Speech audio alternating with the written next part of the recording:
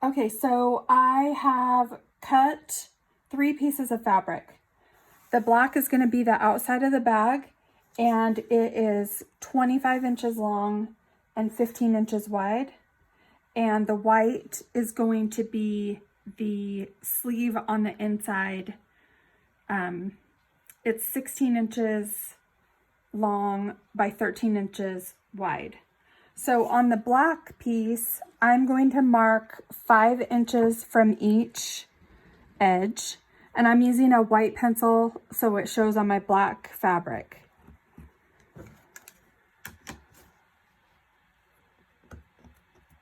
And I'm going to do that on this. Actually, I don't think I need to do it on that side. Okay, this should be 6 inches or close to that. Mine's about 5.5. So 5 inches, 5.5, 5 inches. So now on this side, I'm just going to measure the halfway point, which should be, since it's 25 inches, it should be 12.5. So I'm going to measure that right here on this side and on this side. And then I'm going to draw a line between the two markings.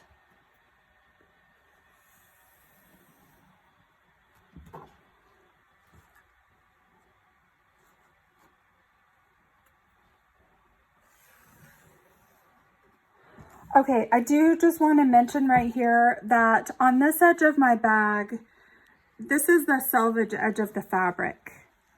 And I did that on purpose because what that means is that when this is the end where the flute head is going to come out. So when I finish this end, I'm not going to have to finish this edge of the fabric. I'm just going to leave the raw selvage edge finished. And the same on this piece. This is the selvage edge on here. So you can take advantage of the selvages if you want. When I finish the bag, this is the end of the bag and it's going to be sewn all the way shut. So that's why I put the selvage edge down here. So when I sew this end shut, it will finish it. And then this end is just going to stay the selvage edge. Okay, so now I'm going to cut on these lines and then I'll come back and show you the next step. Okay, so I actually cut a 1/2 inch away from each of these lines because I'm going to use the lines as the stitching line. If you cut on the line, it's just going to make this a little bit smaller. It's not that big of a deal. None of the measurements are so precise that if you do it a little different, it's going to mess anything up. Okay, so the next step is that I'm going to finish the raw edge. I'm going to move this so it's not confusing. I'm going to finish the raw edge of these pieces, just one side, just with a little, I'm going to fold up 1/4 inch and 1/4 inch again, and then stitch along it just to finish the edge. So I'm going to do that on both pieces, and then I will come back and show you how that looks. Okay, so I have finished the edges of these 2 pieces, and now I'm going to put them right sides together and stitch on each end just about an inch on this end and an inch on this end to attach the 2 pieces together, and then I'll come back and show you that. Okay, so I don't know if you can see here, but I stitched from here to here. So just a little ways in to attach these 2 pieces together. So it's just this much. And I backstitched at each end. And then I did the same down here. You can see on this side where I stitched from here to here to attach this together. And so when you open up the bag and lay it flat, sorry, I'm doing this with one hand. Then you have, this is the wrong side. So on the wrong side, I have the 2 finished edges, and they're just attached a little bit on each end.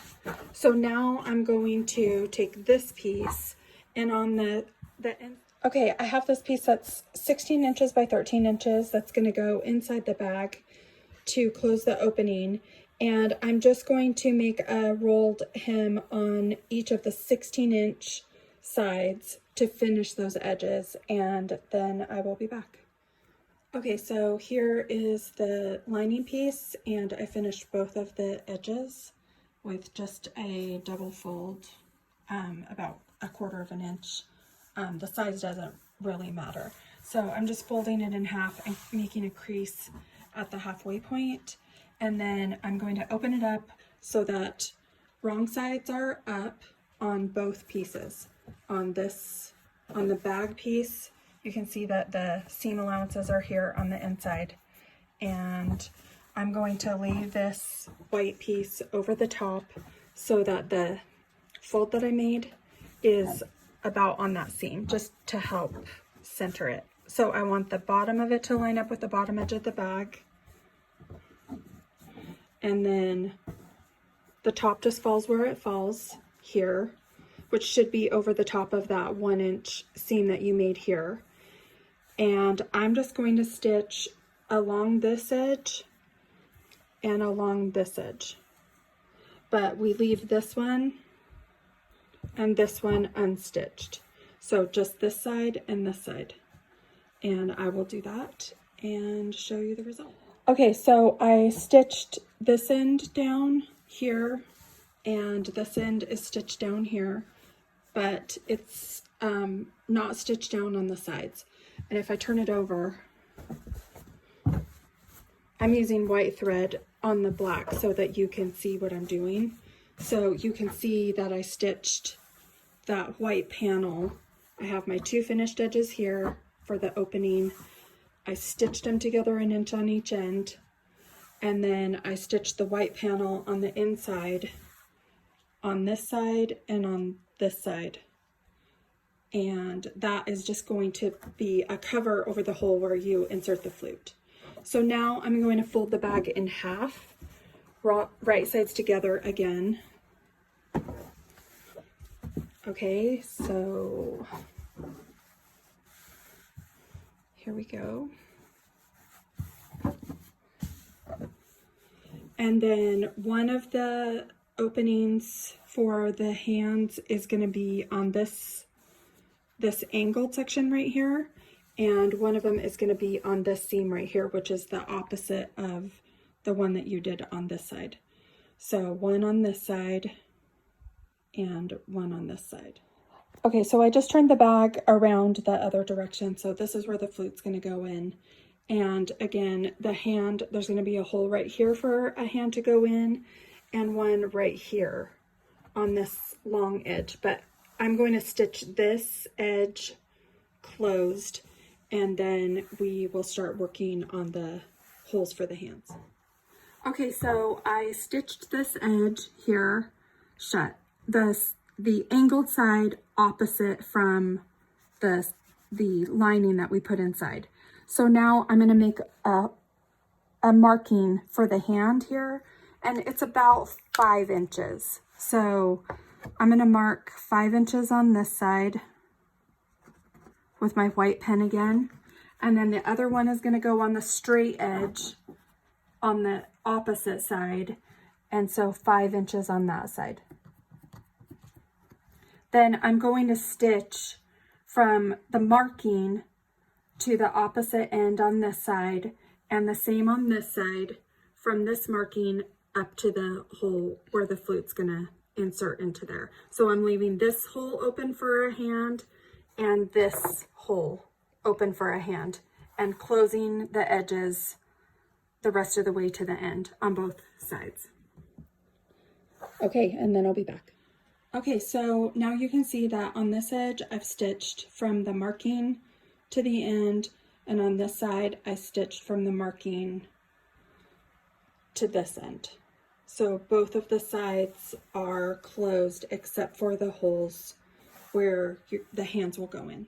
Okay, I have 2 pieces of t-shirt or sweatshirt ribbing that are cut 2.5 by 6.5. My son's wrists are about 6 inches around, so you just want it to be about the same length as the wrist measurement. So I'm going to fold this in half, edge to edge, and stitch along this edge with a 1/4 inch seam allowance. Okay, so I stitched each of these pieces a 1/4 inch seam allowance. I back stitch at the end. So now I'm just going to flatten out the seam allowance, and I'm going to fold it in half like this so that the raw edges meet right here. And you just want to check now to make sure that it's just a comfortable, snug fit around the wrist for both of these. I'll do the same with this one.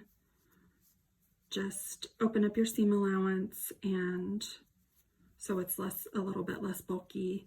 Then fold it so the wrong sides are together, and just make a little cuff. So this is going to be the cuff that we sew into this hole to seal the bag around the wrist.